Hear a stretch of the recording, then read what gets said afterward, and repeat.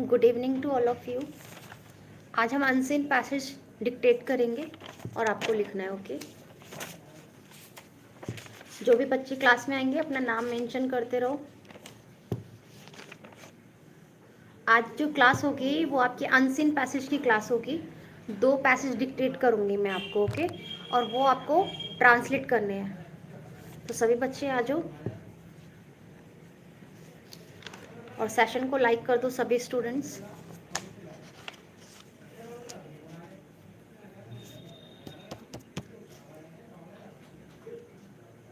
Hello विशाल। आज 2 passage होंगे unseen, उसे लिखकर ट्रांसलेट कर लेना और पीडीएफ आपको आफ्टर क्लास प्रोवाइड हो जाएगी टेलीग्राम पे। 2 मिनट और वेट कर लो, अगर बाकी बच्चे आ जाते हैं तो ठीक है, अदरवाइज स्टार्ट करते हैं। माई वॉइस इज ऑडिबल और नॉट?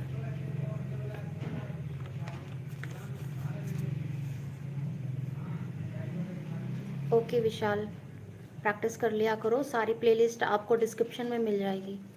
वॉल्यूम 24 कंप्लीट हो गई है। बाकी बच्चे भी आ जाओ जल्दी से क्लास में। पैसेज नंबर अनसीन होगा आज आपका। अनसीन पैसेज ट्रांसलेट करना है आपको डिक्टेट होने के बाद, ठीक है। और पीडीएफ जो होगी अनसीन पैसेज की वो आपको मिल जाएगी टेलीग्राम पे। और जो बच्चे नए हैं वो टेलीग्राम ज्वाइन कर लो, टेलीग्राम का लिंक आपको डिस्क्रिप्शन में मिल जाएगा।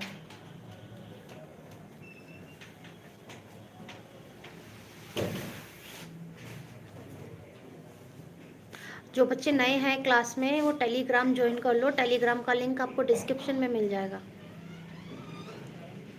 आज हम 2 अनसीन पैसेज करेंगे और दोनों आपको ट्रांसलेट करने हैं पीसी पे।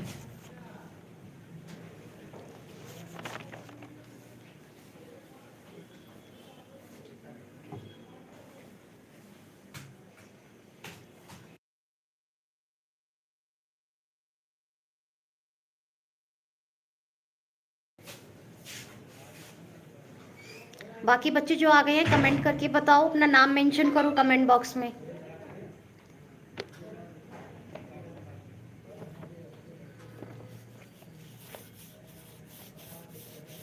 सो now I am going to start your dictation.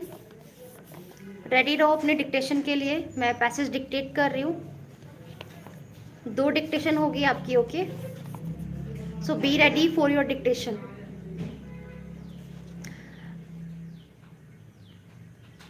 Be ready for your dictation.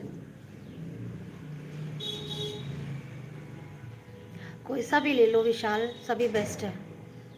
आपको ट्रांसलेशन ही तो चेक करनी है। B ready for your dictation.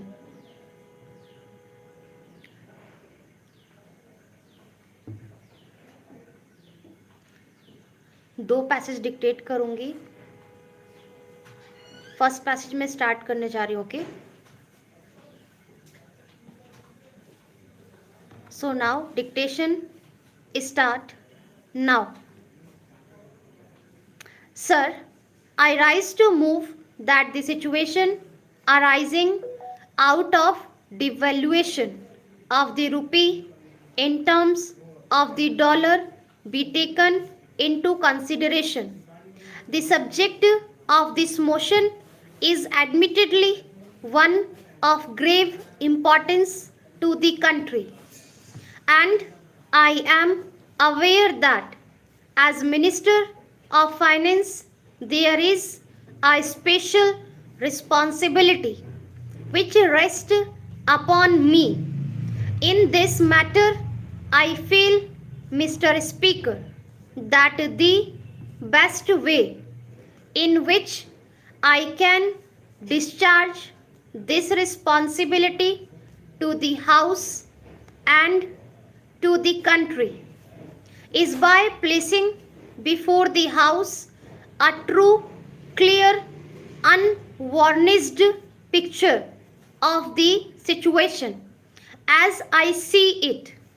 First of all, I would like to acquaint the House with the circumstances which led step by step to the situation with which we are now faced I would like to take the house back to about 4 months ago when, on account of the severe drain upon the dollar resources of the countries included in the sterling area, there began rumors in Europe and particularly in America that it would be impossible for the pound sterling, which stands as the master currency of this area, to maintain any longer its exchange value. These rumors became so strong that it was necessary for the United Kingdom to get into consultation with other countries primarily concerned with the dollar currency, that is USA and Canada, regarding the measures necessary for remedying this situation. The House is aware that sometime last June I was expected to proceed to London to discuss the question of the sterling balance with the British Chancellor of the Exchequer.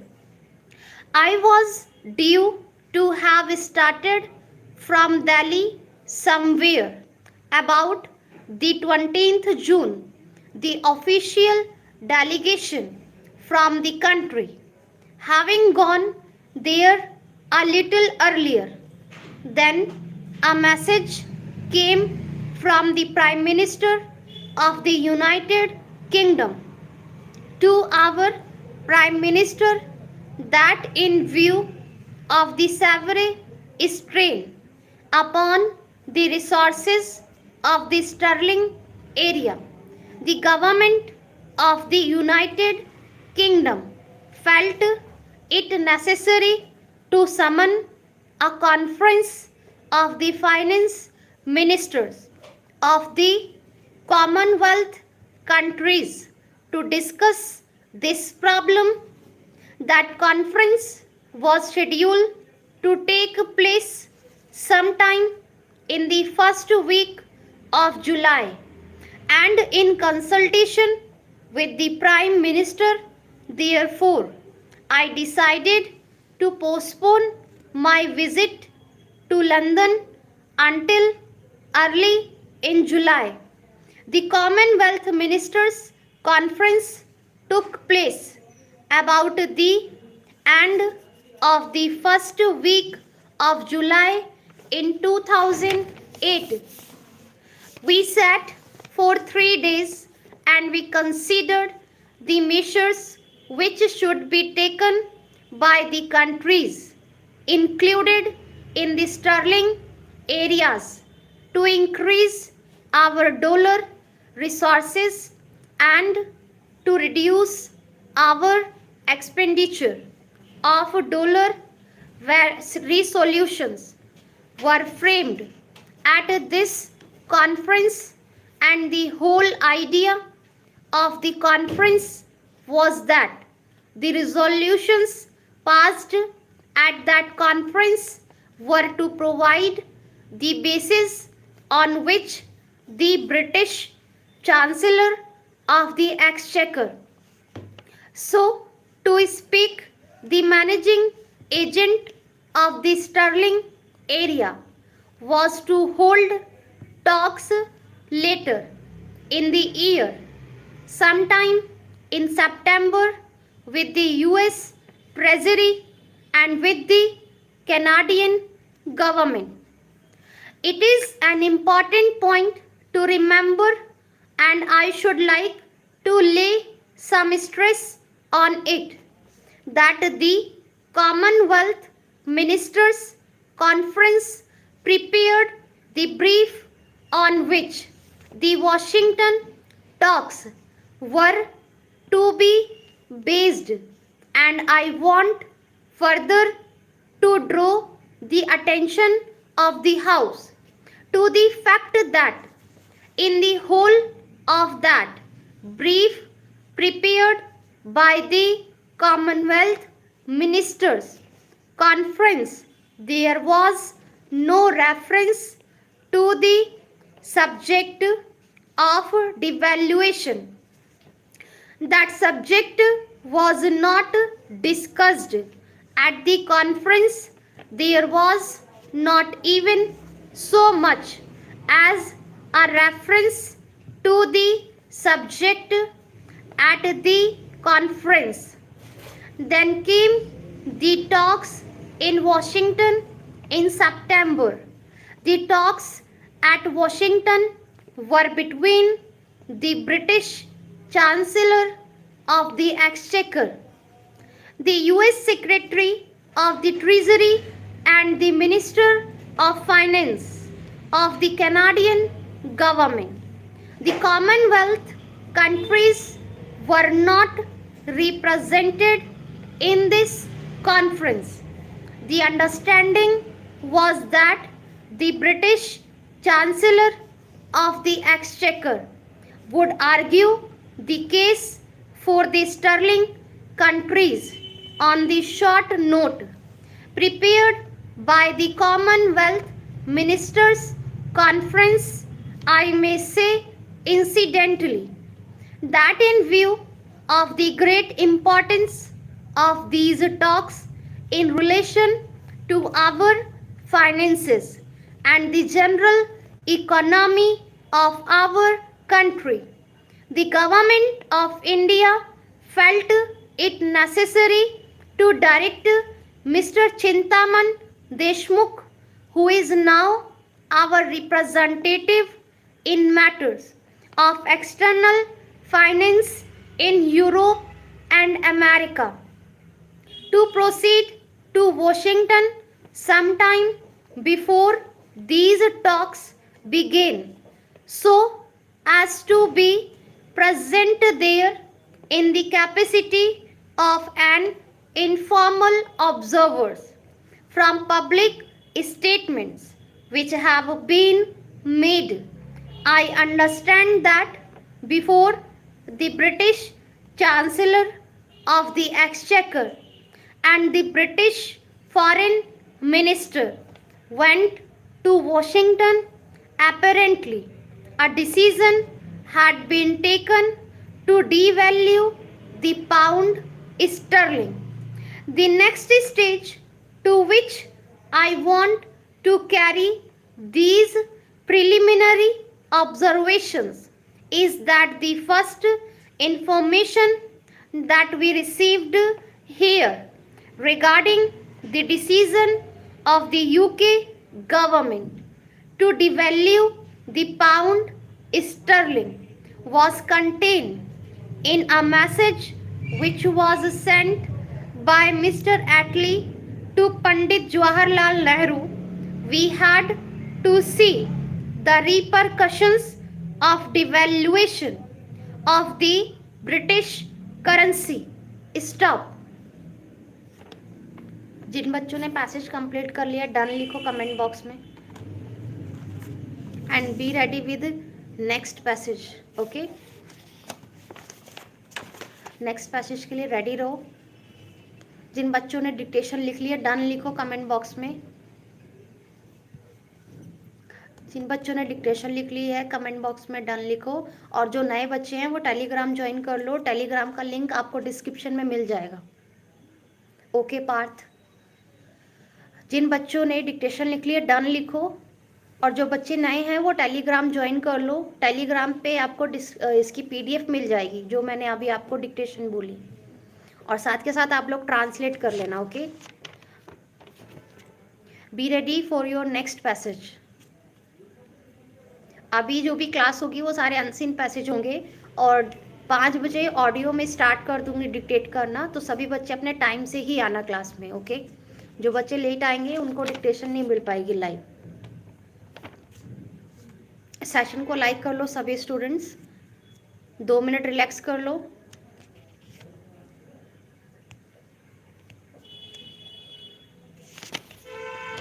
B ready for your next dictation. Passage की जो PDF है वो आपको Telegram पे provide हो जाएगी, ठीक है। और सभी स्टूडेंट जब भी जो टाइम दिया जाए उसी टाइम पे क्लास ज्वाइन कर लिया करो, नहीं तो फिर डिक्टेशन आपको नहीं मिल पाएगी टाइम से, ओके। शेयर कर दो वीडियो को और लाइक कर लो, और पीडीएफ आपको मिल जाएगी टेलीग्राम पे। जो बच्चे नए हैं वो टेलीग्राम ज्वाइन कर लो डिक्टेशन के लिए। अभी फ़िलहाल जितने पैसेज चलेंगे वो सारे आपके अनसीन पैसेज ही चलेंगे। डिक्टेशन के एडमिशन लेने के लिए नंबर दिया हुआ है, कॉन्टैक्ट डिटेल्स आपको डिस्क्रिप्शन में दी हुई है सारी। जो भी डिटेल्स चाहिए आप कॉल करके व्हाट्सएप करके डिटेल्स ले सकते हो, ओके। न्यू एडमिशन स्टार्ट है बेसिक स्टेनो के भी और एडवांस स्टेनो के भी।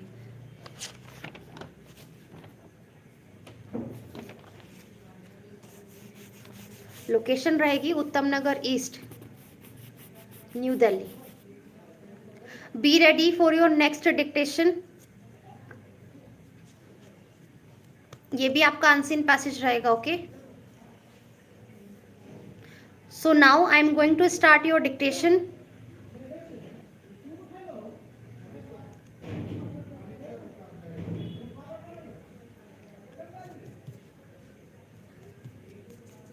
B ready for your next dictation. नहीं, कोई सॉफ्टवेयर नहीं है विशाल, इतनी नीड नहीं पड़ती सॉफ्टवेयर की। नोटपैड पे आप ट्रांसलेट करके हो जाता है ऑडियो से check.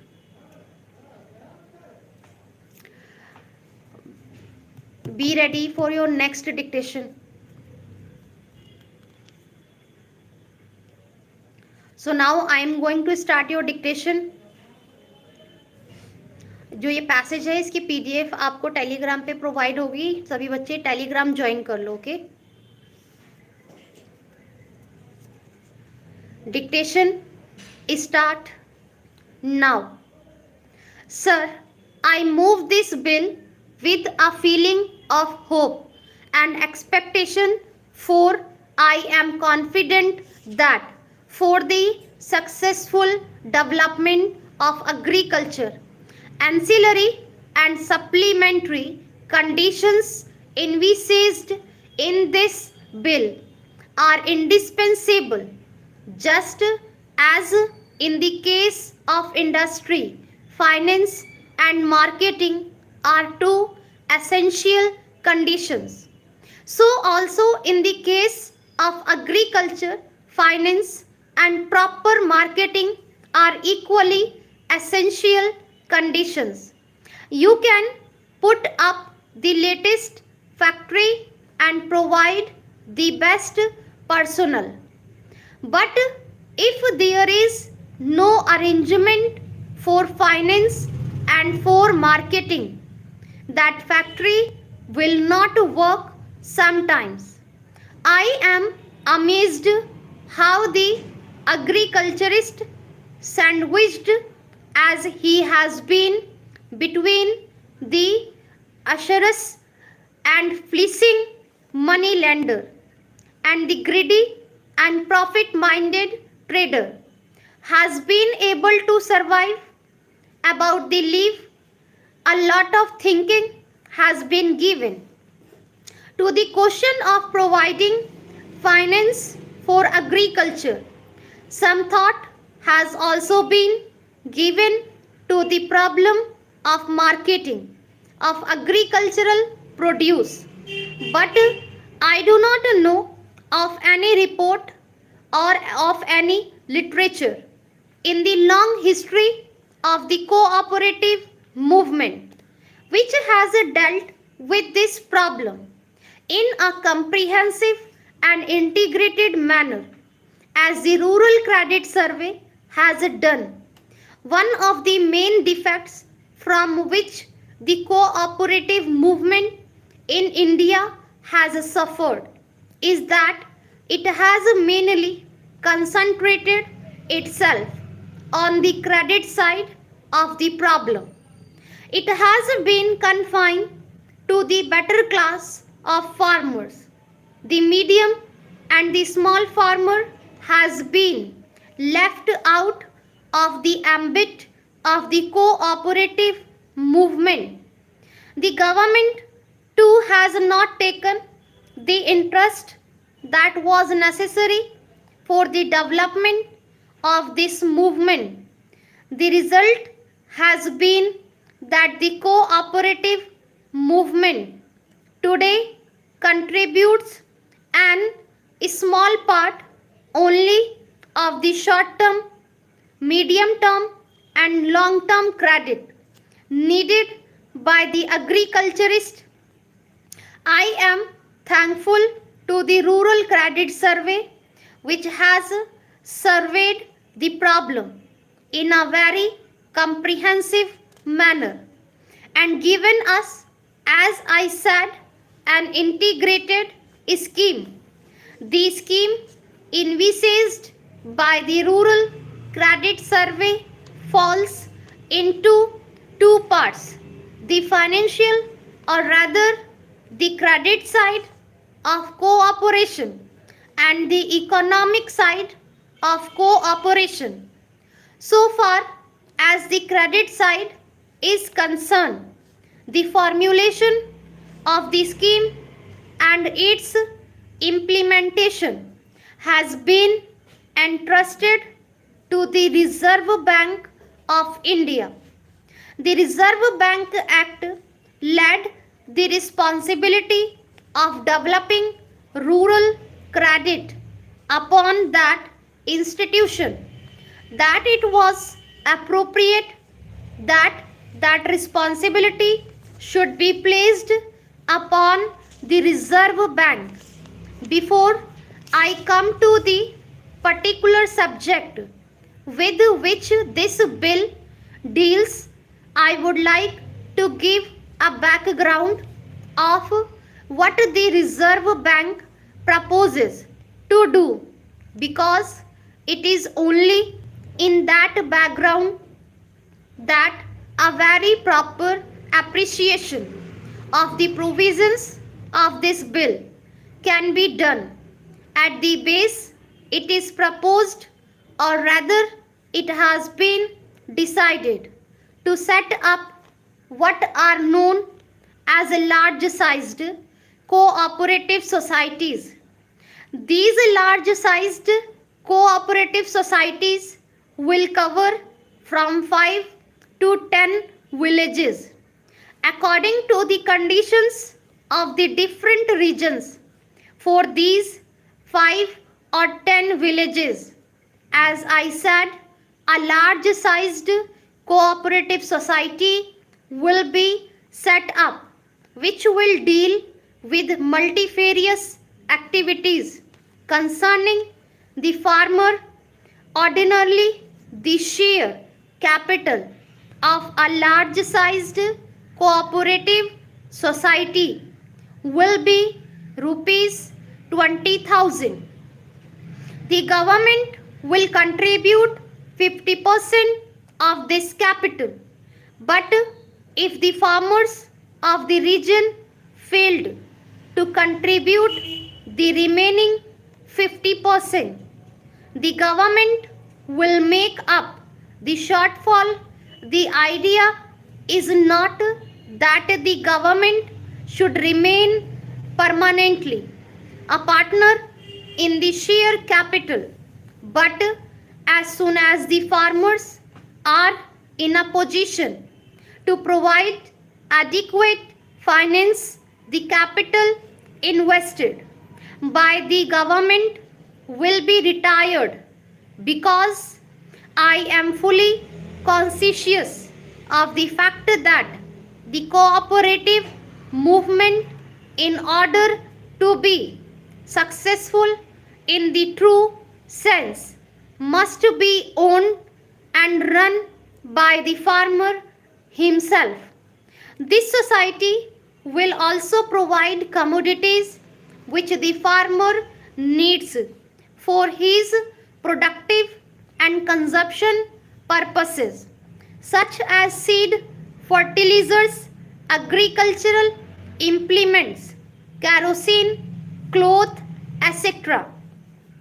It will maintain a storehouse hitherto the cooperative societies used to advance capital to the farmer either on the security of land or on production of one or more sureties. The result was that only substantial farmers or those who had credit in the financial world could avail of that credit. The medium farmer and the small farmer, who in many cases had only a precarious right in land, could not benefit out of it.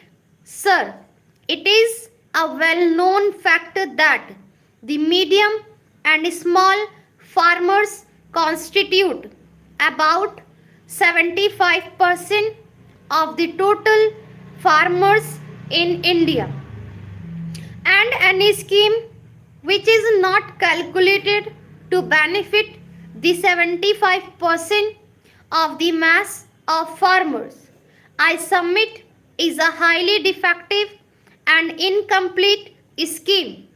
It is proposed that in future credit will be advanced not on the security of land or on the production of sureties, but on the security of the prospective crop, so that even the smallest agriculturist owing an acre or behalf on acre can get some money to finance his productive operations. Stop.